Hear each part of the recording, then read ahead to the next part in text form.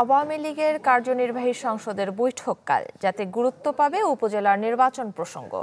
নীতি নির্ধারণী সিদ্ধান্ত অমান্য করে যেসব সংসদ সদস্য এবং মন্ত্রী স্বজনদের প্রার্থী করেছেন তাদের বিষয়ে আসতে পারে কঠিন সিদ্ধান্ত। স্বপ্নিল শাহরিয়ার শিশিরের রিপোর্ট। 1, 2, 3 ঢাকায় জমি জিতে নিন 100% ক্যাশব্যাক সহ 20 কোটি টাকার পুরস্কার। দ্বাদশ জাতীয় নির্বাচনের পর আওয়ামী লীগের কার্যনির্বাহী সংসদের প্রথম বৈঠক হয় গত 22 জানুয়ারি। 3 মাস পর ফের আলোচনায় বসছে দলের নীতি নির্ধারণী ফোরাম। 30 এপ্রিল সন্ধ্যায় আওয়ামী লীগ সভাপতি ও প্রধানমন্ত্রী শেখ হাসিনার সরকারি বাসভবন গণভবনে হবে এ সভা। এতে যোগ দিতে নোটিশ পেয়েছেন কমিটির সদস্যরা। সেখান থেকে জানা যায় আলোচ্য সূচিতে আছে 16টি বিষয়।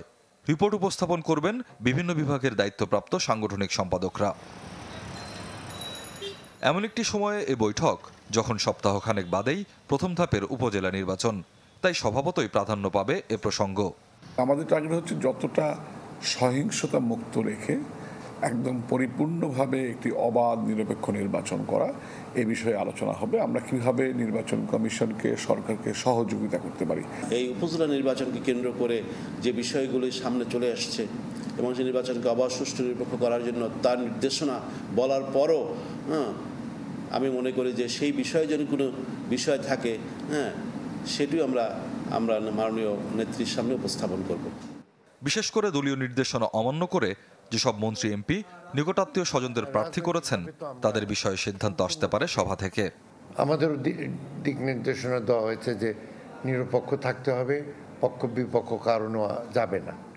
যে ভালো, যে যার জনপ্রিয়তা আছে করুক, সে কারণে আমরা মার্কাও দেই নেই। এবার দলের পক্ষ থেকে যদি আমাদের জেনারেল সেক্রেটারি সাহেব একটা নির্দেশ দেন, সেটা আমাদের একান্তভাবে আমাদের শুনতে হবে দল করতে হলে। আর নাহলে যে না করতে চায় ছেড়ে দিয়ে যাও, করো।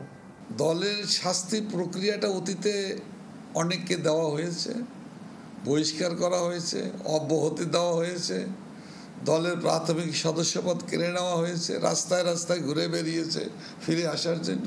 একটা মনোনয়নের সময় আসলো, সে যোগ্য, তখন যদি মনোনয়ন দেওয়া না হয় তাহলে এটা কি তার শাস্তি না?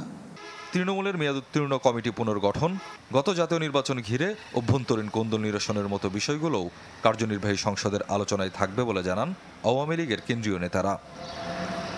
স্বপ্নিল শাহরিয়ার শিশির, চ্যানেল 24, ঢাকা।